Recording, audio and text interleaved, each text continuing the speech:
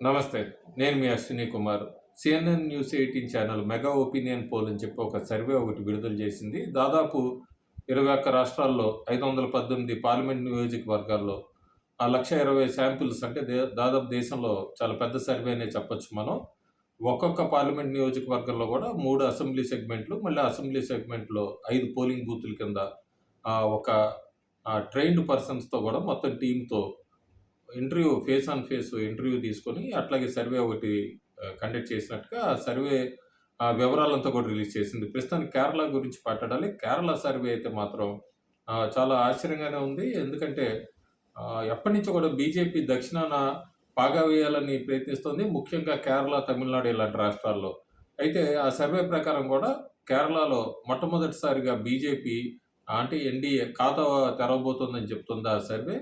ఆ LDF, UDF ఎప్పుడూ కూడా దాదాపు 20 స్థానాల్ని వాళ్ళిద్దరూ విడిగా పోటీ చేస్తూ కూడా పంచుకుంటూ ఉంటారు. లోపాయికారిగా ఒక్కళ్ళే ఇద్దరు క్రాస్ ఓటింగ్‌తో అనుకోండి ఏదైనా కూడా మూడో పార్టీకి అవకాశం ఇవ్వకుండా ఎల్‌డీఎఫ్‌కి, యూడీఎఫ్‌కి ఇద్దరూ కూడా సమానంగా సీట్లో లేదంటే ఒకళ్ళు ఎక్కువ, తక్కువ అలా క్రాస్ ఓటింగ్‌లో ఎప్పుడు కూడా వాళ్ళిద్దరి మధ్యలోనే ఉంటూ ఉంటుంది.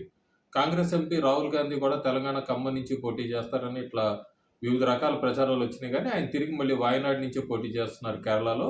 అంటే సిట్టింగ్ ఎంపీ ఇప్పుడు అక్కడి నుంచే ఉన్నారు. మళ్ళీ కూడా ఆయన అదే నియోజకవర్గాన్ని ఎంచుకున్నారు. బీజేపీ కూడా కేంద్ర మంత్రి రాజీవ్ చంద్రశేఖర్‌ని అట్లాగే కాంగ్రెస్ వెటరనరీ లీడర్ ఏకే ఆంటోనీ కొడుకు అనిల్ ఆంటోనీని కూడా రంగంలో దింపింది. అట్లాగే సురేష్ గోపి తిరుసూర్ నుంచి ఇట్లా పోటీ చేస్తున్నారని వినబడుతోంది.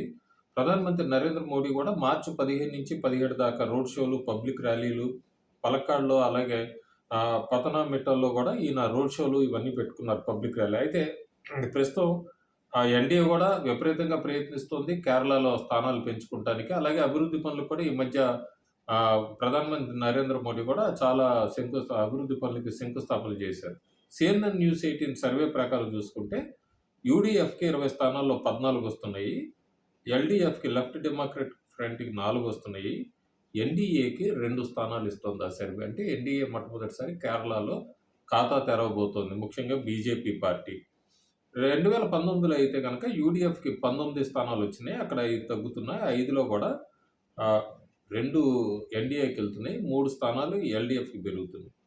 సో, మొత్తానికి కేరళలో అయితే ఈ సర్వే ప్రకారం బీజేపీ ఖచ్చితంగా పాగా వేయబోతోంది. అయితే రాబోయే రోజుల్లో చూడాలి. తిరుసూర్ ఒకటి కూడా వాళ్ళు లెక్కేసుకుంటున్నారు. ఎన్‌డీఏ సురేష్ గోపికి బాగా అవకాశం ఉందని.